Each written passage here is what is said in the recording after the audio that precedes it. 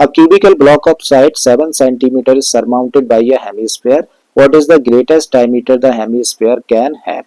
Find the total surface area of the solid.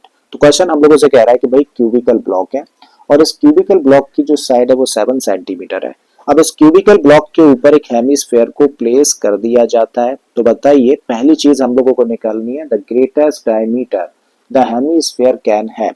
It means हम लोगों को बड़े से बड़े साइज का हेमिस्फेयर फाइंड करना है, या फिर इसी बात को ऐसे कह लो कि जिस हेमिस्फेयर को इसके अंदर प्लेस किया जाए उसका सबसे बड़ा डायमीटर क्या हो सकता है, यानी कि बड़े से बड़ा डायमीटर क्या हो सकता है उस हेमिस्फेयर का जो कि इस ब्लॉक के ऊपर प्लेस किया जा सकता है।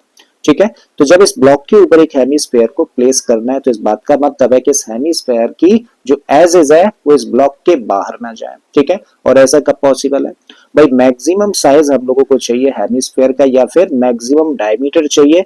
तो भैया मैक्सिमम डायमीटर तो देखो यहां से लेके यहां तक अगर इतना डायमीटर लिया जाए तो ये मैक्सिमम साइज का डायमीटर होगा। और अगर हम लोग इसको यानी कि इस साइज को मैक्सिमम डायमीटर लेके चल रहे हैं तो बेसिकली ये तो किसके बराबर है? ये तो किसके बराबर है? ये बराबर है भैया इस क्यूब की एज के। इसका मतलब अगर हम लोगों को क्यूबिकल ब्लॉक के ऊपर हेमिस्फेयर को प्लेस करना है तो मैक्सिमम साइज का हेमिस्फेयर कह लो या फिर मैक्सिमम डायमीटर किसके बराबर होगा? इस क्यूब की एज के बराबर होगा, यानी कि 7 सेंटीमीटर के बराबर होगा। ठीक है, तो लिखते हैं भाई पहले हम लोगों को निकालना है the maximum diameter of the hemisphere equal to the edge या फिर the side of the cube. तो क्यूब की साइड के बराबर होगा और क्यूब की साइड कितनी दे रखी है? 7 सेंटीमीटर। करेक्ट है। तो भाई डायमीटर हम लोगों ने फाइंड कर लिया, मैक्सिमम कितना हो सकता है? 7 सेंटीमीटर का होगा। और डायमीटर को हम लोग किससे रिप्रेजेंट करते हैं? 2r से। सो दिस इंप्लाइज के 2r किसके बराबर है? 7 सेंटीमीटर के बराबर है। तो यहां से हम लोग रेडियस फाइंड कर सकते हैं, कितनी हो गई? 7/2 सेंटीमीटर। तो ये तो फर्स्ट पार्ट था जो कि हम लोगों ने फाइंड कर लिया। ठीक है, अब नेक्स्ट पार्ट में हमें क्या फाइंड करना है भाई? नेक्स्ट पार्ट में हम लोगों को बोला है the total surface area of the solid. तो सॉलिड का अगर हम लोगों को टोटल सरफेस एरिया फाइंड करना है तो जरा बताओ टोटल सरफेस एरिया कैसे निकाला जा सकता है भाई? अगर हम लोगों को टोटल सरफेस एरिया फाइंड करना है तो अभी अभी बताया ना, ये इमेजिन किया करो, ये सोचा करो कि किस किस पार्ट को आप पेंट कर सकते हो। तो आप भाई किस किस एरिया को पेंट कर सकते हो? देखो आप क्या करो, इस क्यूब के ना टोटल सरफेस एरिया को फाइंड करो। क्यूब के टोटल सरफेस एरिया को फाइंड करो। और क्योंकि हेमिस्फेयर देखो इस पार्ट पर प्लेस कर दिया गया है तो इस एरिया को तो आप पेंट नहीं कर सकते, इसका मतलब इसको हटाना पड़ेगा। ठीक है, तो क्यूब के टोटल सरफेस एरिया में से ये वाला यानी कि जो बेस है किसका? हेमिस्फेयर का, ये वाला तो पेंट नहीं किया जा सकता, तो इसको माइनस करना पड़ेगा। और साथ में ऐसा कर देने से जब हम लोग एक हेमिस्फेयर प्लेस कर देंगे इसके ऊपर तो ये वाला पार्ट नया होगा जिसको कि पेंट किया जा सकता है कि नया पार्ट इंट्रोड्यूस हो गया। और ये पार्ट अपने आप में क्या है भाई साहब? ये पार्ट है सरफेस एरिया किसका? हेमिस्फेयर का। यानी कि सीएसए फाइंड करना होगा किसका? हेमिस्फेयर का। तो क्या फॉर्मूला बन रहा है भाई? फॉर्मूला बन रहा है कि भाई हम लोग टीएसए निकालें किसका? क्यूब का।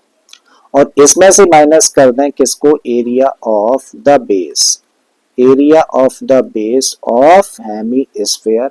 और प्लस कर दें किसको भाई? हम लोग ये वाला पार्ट यानी कि C S A of hemisphere plus कर देते हैं क्योंकि ये वाला पार्ट नया होगा जो कि इंट्रोड्यूस हो जाएगा। तो C S A of hemisphere इसके अंदर प्लस कर रहे हैं। ठीक है, अब भाई फॉर्मूला लगा दीजिए।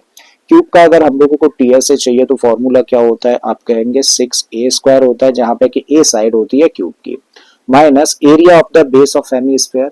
भाई एरिया क्या होगा? Base of hemisphere. तो बेस तो क्या होता है? एक सर्कल होता है और सर्कल का एरिया निकालने का फॉर्मूला होता है पाई आर स्क्वायर। आर हमारे पास में है ही। और C S A of hemisphere क्या होता है? C S A of hemisphere plus होना है। ठीक है, सी एस ए निकालने का फॉर्मूला होता है 2 पाई आर स्क्वायर।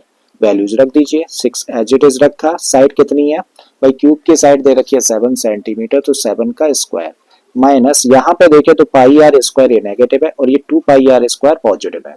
ये नेगेटिव भी पॉजिटिव, तो फाइनली क्या बचेगा? फाइनली मिलेगा हम लोगों को पाई आर स्क्वायर। और अब वैल्यूज प्लेस करिएगा तो 6 एज इट इज, 7 का स्क्वायर करेंगे तो 49, प्लस पाई की वैल्यू लगा देते हैं 22/7 और रेडियस कितनी है 7/2 है, तो यहाँ पे रखा हम लोगों ने 7/2 इंटू 7/2 स्क्वायर होने की वजह से।